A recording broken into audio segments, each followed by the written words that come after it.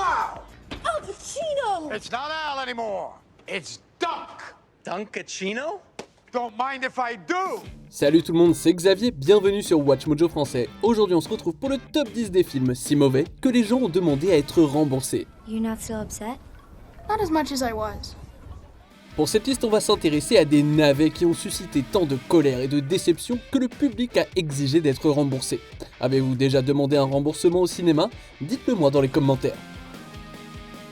Numéro 10, Cats. Ce film était attendu avec impatience par les amateurs de la comédie musicale.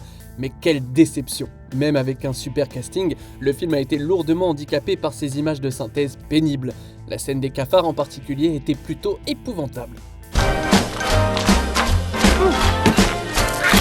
Des employés de cinéma ont déclaré que les gens quittaient Cats dans les 30 minutes pour se faire rembourser ou passer à un autre film. Who was she? She used to be the star of the windmill. Heureusement qu'on n'a pas eu droit à la version avec le cul des chats. Avec un budget de 100 millions de dollars, Cats n'a rapporté que 75,5 millions au box-office. Le film a également tellement bouleversé son créateur original, Andrew Lloyd Webber, qu'il s'est acheté un chien. Ouch! All that I wanted was to be wanted. Numéro 9, l'expérience interdite Flatliners. L'édition originale de 1990 offrait un excellent casting composé de Julia Roberts, Kiefer Sutherland et Kevin Bacon et a même été nominé aux Oscars. Pourtant en 2017, avec le remake mettant en scène Elliot Page, les gens se sont méfiés du fait qu'il n'y ait pas eu de projection pour les critiques avant la sortie générale. I mean, what is that experience? Is it chemical or is it something else? Le film explorant le concept de la vie après la mort, le public a été frustré par l'approche terne et cliché. Se voulant être un film d'horreur psychologique, les gens ont trouvé de l'humour involontaire dans certaines scènes et pas d'une manière amusante, comme dans The Room par exemple. Des appels ont même été lancés pour que le DVD soit remboursé. Ray, if this bothers you so much, then just walk away. Numéro 8, Mortal Kombat, Destruction Finale. Après l'énorme succès au box-office du Mortal Kombat de 1995, dont la chanson d'ouverture est inoubliable, la suite Mortal Kombat Destruction Finale est sortie en 1997. Plusieurs acteurs ont été remplacés, de même que le réalisateur. Son remplaçant, John R. Leonetti, faisait ses débuts derrière la caméra. Dès l'ouverture du film, les spectateurs ont compris qu'ils allaient passer un mauvais quart d'heure. In 6 days, you will all bow to me. Le film est rempli de combats sans aucun intérêt. De nombreux spectateurs ont mis en garde les autres contre la tentation de gaspiller leur argent dans cette expérience. La réaction des critiques a été si désastreuse que le studio a renoncé à un troisième volet. En 2012, Ed Boon, co-créateur de la franchise, a déclaré que Destruction Finale était sa pire erreur. Aïe!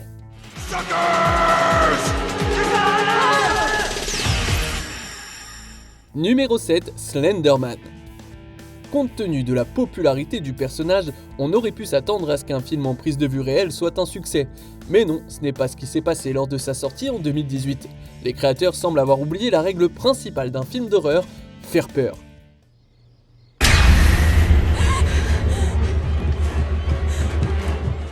Les spectateurs ont fait part de leur mécontentement face à l'histoire terne et aux moments gênants sur les réseaux sociaux, demandant à ce que leur temps perdu leur soit remboursé. Guys, we so have to do this. We actually don't. Les problèmes viennent du fait que les réalisateurs ont été contraints de couper certaines scènes du montage final par crainte de réactions négatives, dont plusieurs étaient intrinsèques à l'intrigue, faisant de Slenderman un fouillis déroutant. Numéro 6, Independence Day, Résurgence.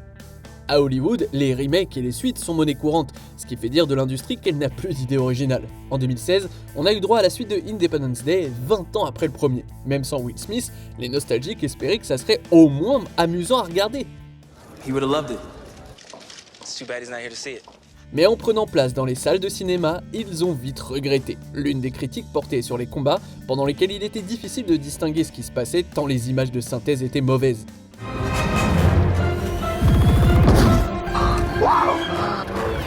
Une autre raison évoquée est la stupidité de l'histoire, qui a poussé les spectateurs à quitter la salle et à demander un remboursement. À titre de comparaison, Independence Day Résurgence a récupéré 136% de son budget contre 989% pour le film original. What are you idiots doing? I don't know, sir. Numéro 5, le fils du masque. The Mask, sorti en 1994, est un classique culte basé sur des comics qui a donné naissance à une série animée et à un jeu vidéo. La suite de 2005, Le Fils du Masque, a été un échec colossal qui a obtenu plusieurs nominations aux Golden Raspberry Awards. Même avec un casting impressionnant composé de Bob Hoskins, Alan Cumming et Kal Penn, la suite n'a pas pu compenser le remplacement de Jim Carrey par Jamie Kennedy. Come on, do something crazy. Yeah, do something crazy. La perte de la performance si divertissante et pleine d'entrain de Jim Carrey était trop importante.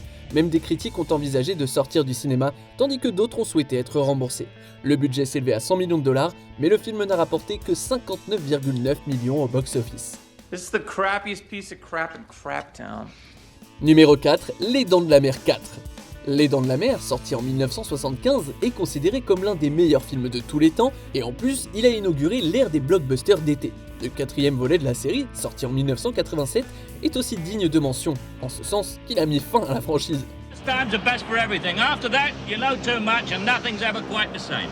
L'une des critiques les plus dévastatrices du film mentionne qu'un meilleur nom aurait été Les Dents de la Mer, le remboursement. L'un des moments les plus déroutants du film, c'est la fin, lorsque le requin est poignardé et qu'il explose par hasard. Un autre moment, c'est celui où le personnage d'Ellen Brody a des flashbacks d'un traumatisme auquel elle n'a pas assisté.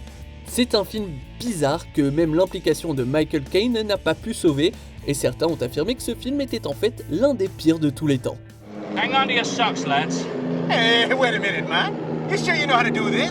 Numéro 3, The Devil Inside. Depuis le projet Blair Witch de 1999, l'industrie cinématographique a presque adopté le style found footage pour les films d'horreur, surtout après le succès de la franchise Paranormal Activity. En 2012, le film d'exorcisme The Devil Inside était destiné à plaire aux fans du genre. There's no way the church can't see this. I can look them in the eye and tell them that it was the right thing to do. Oui, mais non, ça n'a pas marché, et c'est surprenant parce que le film a rapporté 101,8 millions de dollars au box-office pour un budget d'1 million de dollars. En fait, ce sont les critiques qui ont été sans pitié. En plus d'être réalisé avec un petit budget, le film manque de moments terrifiants. Mais le pire, c'est la fin, qui dirigeait les spectateurs vers un site web pour savoir ce qu'il était advenu des personnages, ce qui a provoqué les huées du public qui a exigé d'être remboursé. Impardonnable. Numéro 2, Avatar, le dernier maître de l'air. Un film en prise de vue réelle, adapté d'une série animée bien aimée, réalisé par un réalisateur et scénariste à succès comme M. Night Shyamalan. Sur le papier, ça semble être la recette pour le succès. Eh bah non, Le Dernier Maître de l'air, sorti en 2010, a été l'une des plus grandes déceptions du cinéma. Les fans interrogés à la sortie d'une projection, souvent en cosplay d'ailleurs, avaient l'air d'avoir vécu une espèce d'événement traumatisant. Leur rêve s'étant effondré sous leurs yeux et ils ont même exigé d'être remboursés. Le film était pourtant censé marquer le début d'une franchise cinématographique, mais ce film, qui a remporté plusieurs prix au Radier, a mis fin à cette idée car il a été critiqué pour son adaptation infidèle, son intrigue et son jeu d'acteur médiocre, et l'expérience générale misérable qu'il a procurée.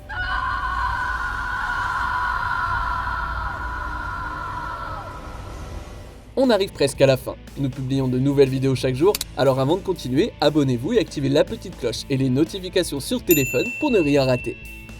Numéro 1, Jack et Julie. Adam Sandler a réalisé des films très appréciés comme Happy Gilmore par exemple, mais son pire, c'est définitivement Jack et Julie, sorti en 2011. L'acteur y jouait les deux rôles principaux qui sont des jumeaux de sexe opposé. Le scénario est naze, la réalisation banale, mais le pire c'est la performance sans âme de Sandler. Un seul point positif pourtant, la participation d'Al Pacino. Aussi talentueux soit-il, ça n'a pas empêché les gens de sortir au bout de 20 minutes et de demander à être remboursés, même s'ils avaient vu le film gratuitement d'ailleurs. Jack et Julie a fait l'objet de moqueries incessantes de la part de l'industrie, remportant toutes les catégories dans lesquelles il figurait aux Razzie Awards. No, Jill, stop it. He's kidding. What? Oh! Que pensez-vous de notre sélection? Dites-le moi dans les commentaires et checkez ces autres super vidéos de Watch Mojo français.